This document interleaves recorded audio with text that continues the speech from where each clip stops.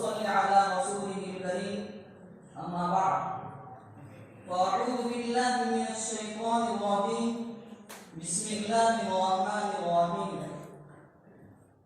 قل فيهما إثم كبير ومنافع للناس وإثمهما أكبر من نفعهما صدق الله العظيم. صدر وقف حکم صاحبان مشفق و معزز اساتذہ کرام اور مدرسہ خانہ کے طالبان،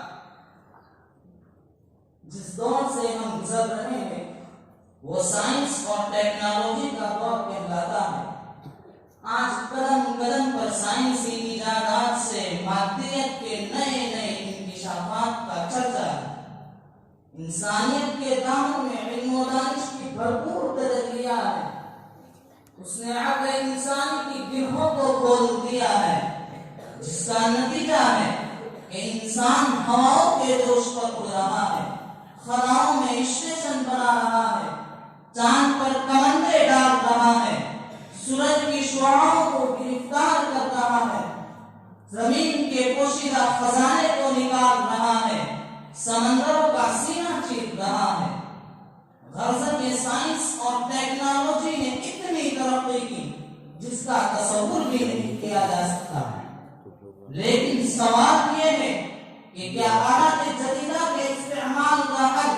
ہماری شریعت میں موجود نہیں؟ اگر ہے تو پھر مسلمان ان کا غلط استعمال کیوں کر رہا ہے؟ میں آلات جدیدہ کے استعمال کا مخالف نہیں ہوں، لیکن اتنا ضرور کہوں گا اثمهما اکبر من نفعهما،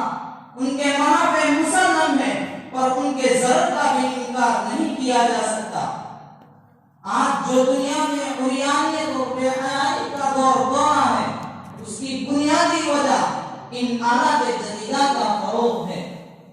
شیطان انسان کے ہاتھ میں ٹی وی، کمپیوٹر اور موبائل کا ہتھیار دے کر مطمئن ہو گیا. تجربہ اور تحقیق سے بآسانی اندازہ لگایا جا سکتا ہے کہ آج 70% سے زیادہ فحاشیاں محض اس بنیاد پر وقوع پذیر ہو رہی ہے کہ آج باقاعدہ ٹی وی، موبائل اور انٹرنیٹ کے ذریعے بے حیائی اور بے پردگی کی تعلیم دی جاتی ہے. ان شیطانی آلات کے فروغ نے مقدم و محترم رشتوں کی آنکھوں سے شرم و حیا کا پانی نکال کر گٹر میں ڈال دیا،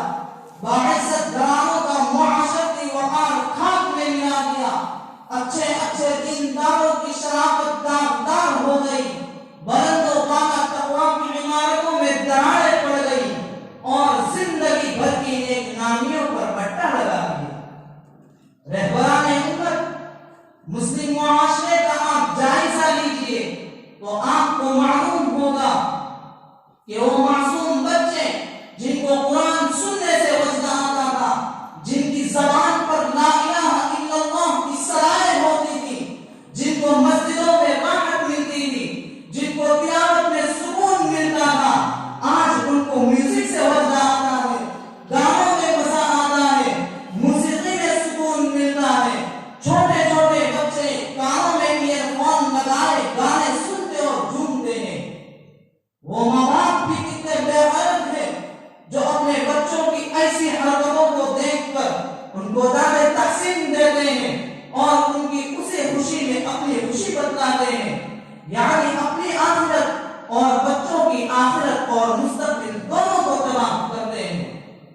جب بچے بڑے ہو کر نافرمانیاں کر کے ناک میں دم کر دیتے ہیں تو والدین شکوہ کرتے ہیں کہ ہماری اولاد نافرمان ہو گئی، ہمارے حقوق ادا نہیں کرتی، ہمارا کہا نہیں مانتی. تو وہ اولاد جو اپنے رب کی نافرمان ہو وہ اپنے والدین کی فرما بردار کیسے ہو سکتی ہے؟ سچ کہا ہے خواجہ محمد اسلام نے کہ تبلے کی دھام پر، باجے کی آواز پر اور گھنگرو کی جھنکار پر جھومنے والی ماؤں کے بدن سے خالد بن ولید، محمد بن قاسم اور طارق بن زیاد پیدا نہیں ہوتے، بلکہ خطاکار، بدکار اور نافرمان ہی پیدا ہوتے ہیں. محترم حضرات، گلی گلی، سڑک سڑک پر سینما بینی کے اڈے، ہال اور تاکید ہمارے نوجوان کو تباہ کرنے کے لیے کافی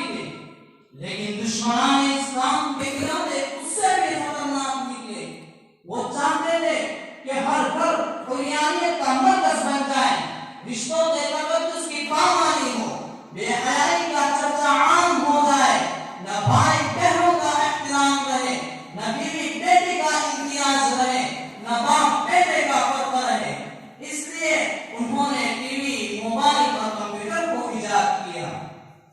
محترم سامعین، ان آلات جدیدہ کے وجود نے انسان کو حقیقی خوشی سے محروم کر دیا،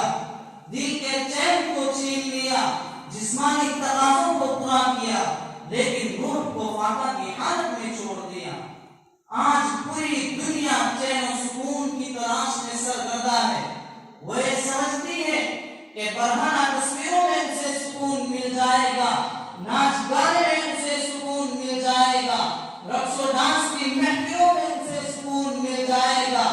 حسیناؤں کے پہلو میں اسے سکون مل جائے گا، جبکہ رب ذوالجلال کہتا ہے الا بذکر اللہ تطمئن القلوب، جاؤ خواہشات ہوٹلوں کے دھکے کھاؤ، جاؤ مغرب کی گندی تہذیب کی طرح کپڑے اتار دو، جاؤ ان جوانوں کی طرح جانور بن جاؤ، جاؤ بازاروں میں علانیہ زنا کرتے پھرو، اگر کہیں تمہیں سکون مل جائے تو مجھے تب کہنا چھوڑ دینا، اگر تمہیں سکون کی تلاش ہے تو آؤ، خدا کے دامن میں سکون ملے گا۔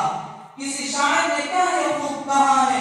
کسی خاکی پہ مت کر خاک اپنی زندگانی کو، کسی خاکی پہ مت کر خاک اپنی زندگانی کو، جوانی کر فدا اس پر کہ جس نے دی جوانی کو۔ حضرات، اگر تمہیں حقیقی سکون کی تلاش ہے تو خدا کے دامن میں سکون ملے گا، ان آلات جدیدہ میں کبھی بھی تمہیں سکون نہیں مل سکتا۔ یہ آلات تمہارے جسم کو تو بنا سکتے ہیں لیکن تمہاری روح کو ہرگز اور ہرگز زندہ نہیں کر سکتے۔ علامہ اقبال نے کیا ہے خوب نقشہ کھینچا ہے، ڈھونڈنے والا ستاروں کی گزرگاہوں کا، ڈھونڈنے والا ستاروں کی گزرگاہوں کا، اپنے افکار کی دنیا میں سفر کر نہ سکا، اپنی حکمت کے غم و پیچ میں الجھا ایسا، اپنی حکمت کے غم و پیچ میں الجھا ایسا، آج تک فیصلہ لب و زر کر نہ سکا، جس نے سورج کی شعاعوں کو گرفتار کیا، جس نے